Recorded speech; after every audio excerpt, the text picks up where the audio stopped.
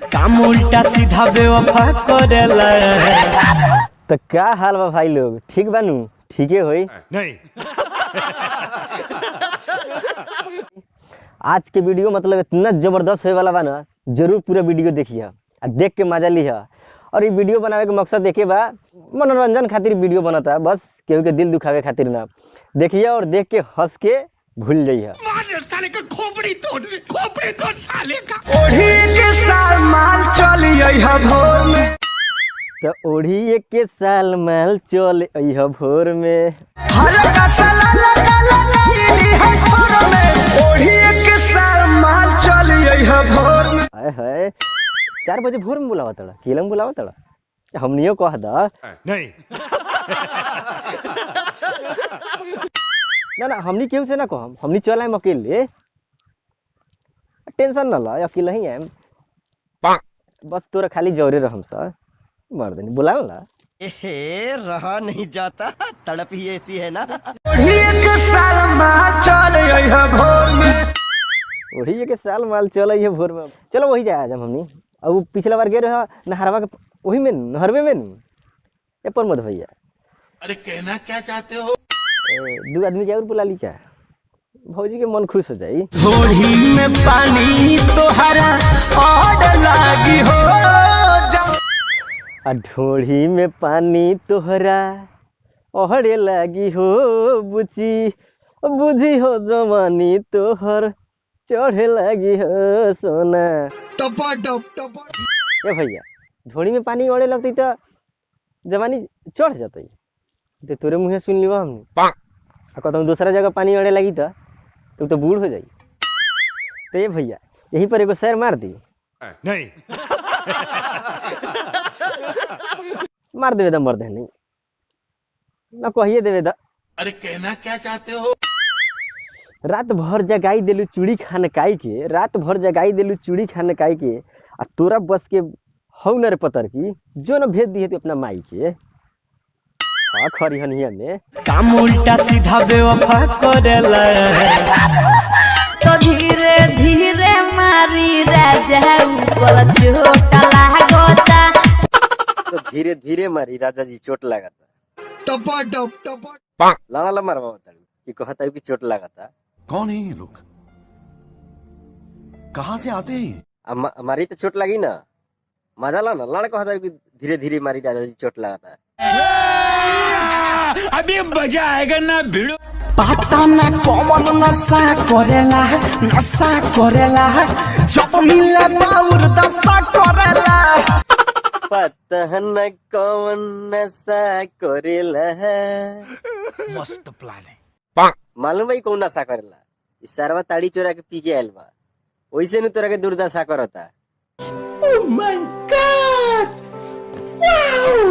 Wow. एगो काम कर, लाना ला पटैलू ऐसन यार के तो दशा करी ना, नशेड़ी के पटैले बाड़ू तो आ कहताड़ू कि पता ना कौन नशा करेला, सारवा ताड़ी चोरा के पियल रात के। अरे कहना क्या चाहते हो? देखा देखू कहीं भूंगाता, सारवा बुझाता कि अब ले ले तोरा के गिर जाई।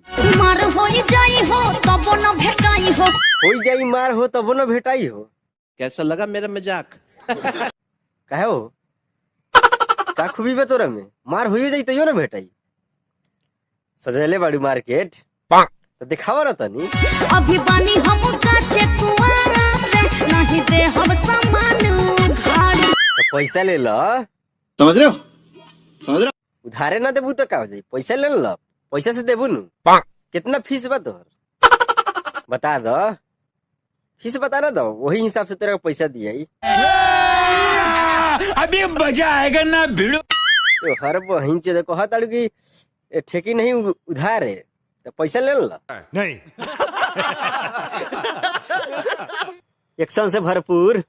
अरे कहना क्या चाहते हो? पूरा दे मारल चाहे पियावा पटक के, सखी रह गइल मुहे में या टक के। अरे साला सा, जब गावे के बता अच्छा अच्छा गाना गाओ न रे, इसे लाण गावा तड़ी, क्या गावा तड़े रे?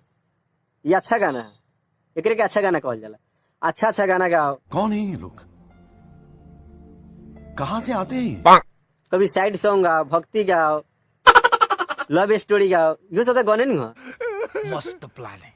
करेला बोला मरते रहे पगलाइल मुहे बसा मान जाके वो कर झुरा आइल। ई गाना है ये गावत रे।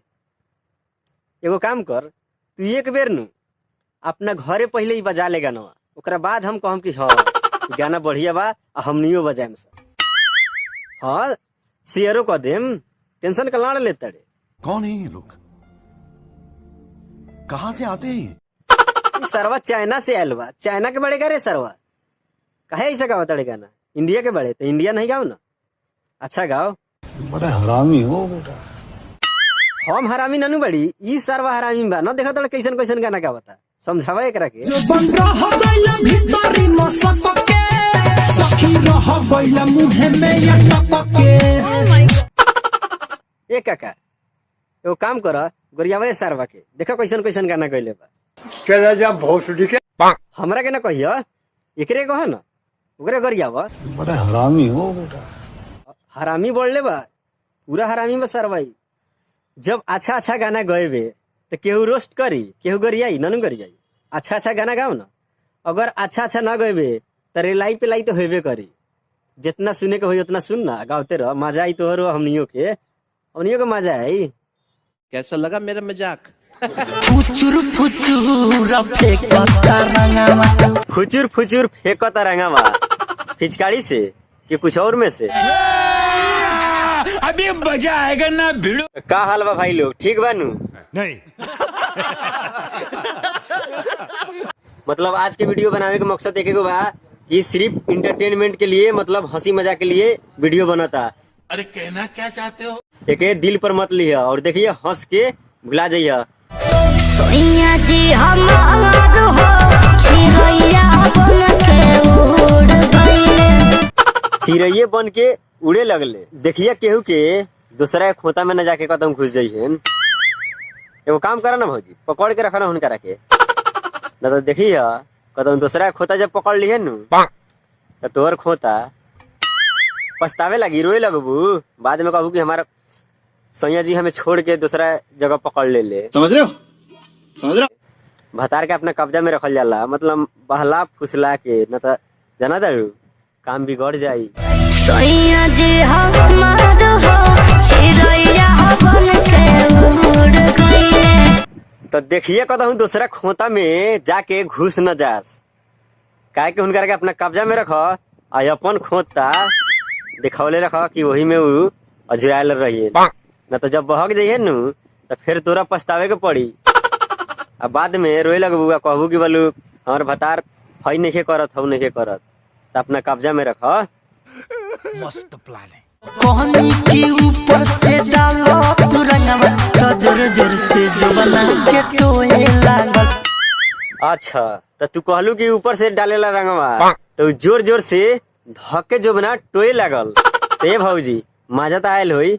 मजा आई काहे ना, धके दुनू हो तो बोआबू तो मजा आई ना। एहे रहा नहीं जाता, तड़प ही ऐसी है ना।